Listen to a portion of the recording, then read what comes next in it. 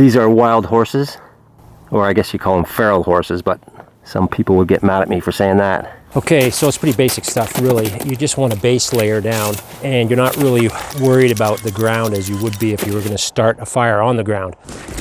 So you want pretty much even size logs for each layer, just so it burns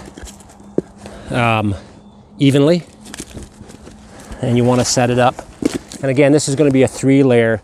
I'm not going to go wider just because I don't want to be out here all night. And but you can go as wide as you want. You can go 4 or 5 wide, doesn't matter. And you just want to do the same up top. Actually, I'm going to switch this one out. This one's a little bit bigger. So the bigger one's on the bottom.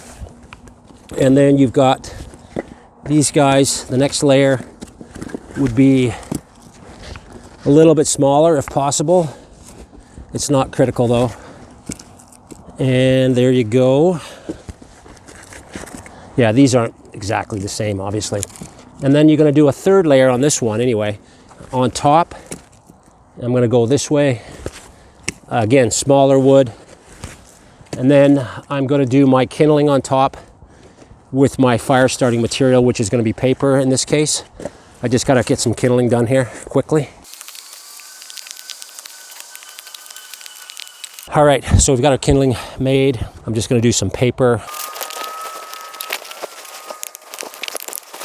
The ground's not really that dry, obviously, but it's not that critical when making this top-down fire.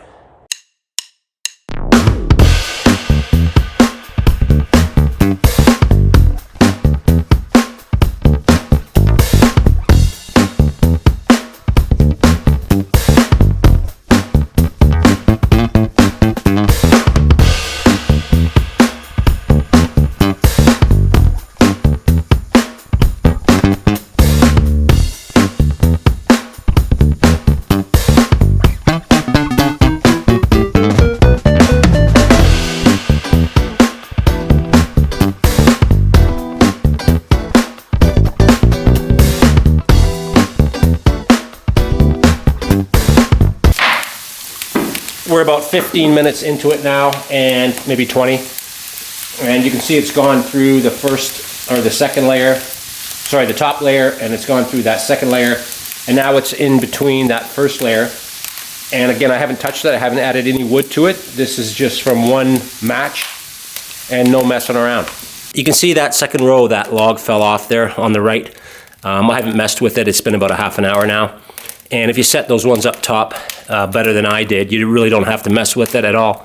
So I'm just going to relocate it. And that's it. Still going good.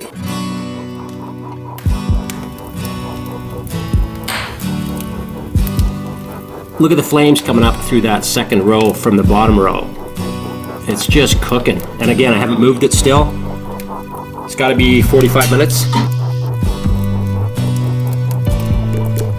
So now we're at about 45 minutes in, and again, no changes, I haven't done anything to it. It's just cooking nicely, just a beauty little fire. A couple of these beauties, they're good for you too.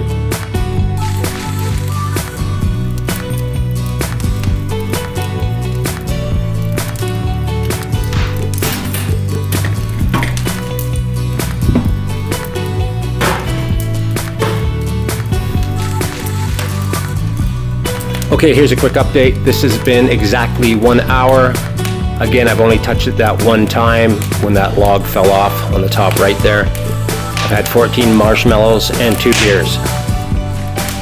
It's exactly an hour and a half. It's starting to fall apart a bit. There's a chunk there on the left side that just fell over.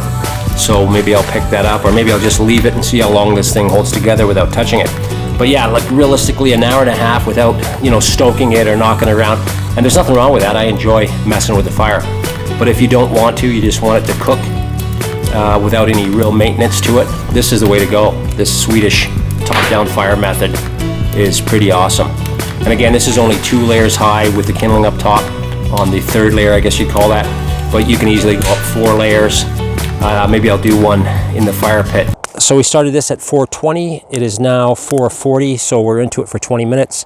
It's gotten down, obviously, through the kindling, and it's got down to that next layer, which is the third layer from the bottom.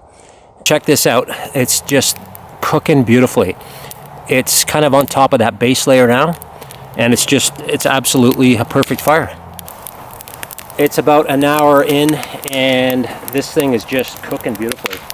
But again, I use this on the wood burning stove as well, and it works great. It's quick and easy. You don't have to mess with it. You don't have to make that, that little house or teepee of wood and kindling.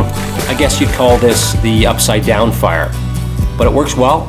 And this is kind of the proof. Again, I haven't touched it in an hour and a half, except for picking up that one log that fell off on the top right, and it's still sitting there. So all is well. Okay, here we are, an hour and 45 minutes. I haven't touched it, but I'm gonna give it a little shove. Really, you would just dump another log on top of that, and away you go. But I'm not going to cook this any longer. It's a good example of how this thing works, and it's an awesome system.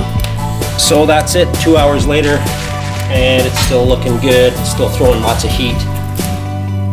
But I'm gonna mess with it just to get rid of these guys. There you have it. It's exactly 2 hours later since I started this thing. Whoa. And really not much maintenance at all. I had to pick up one log that fell over, and I gave it one shove. And it's probably got another half an hour or more left in it. So that's not bad. Very cool system. That Swedish Top Down Fire starting system works well.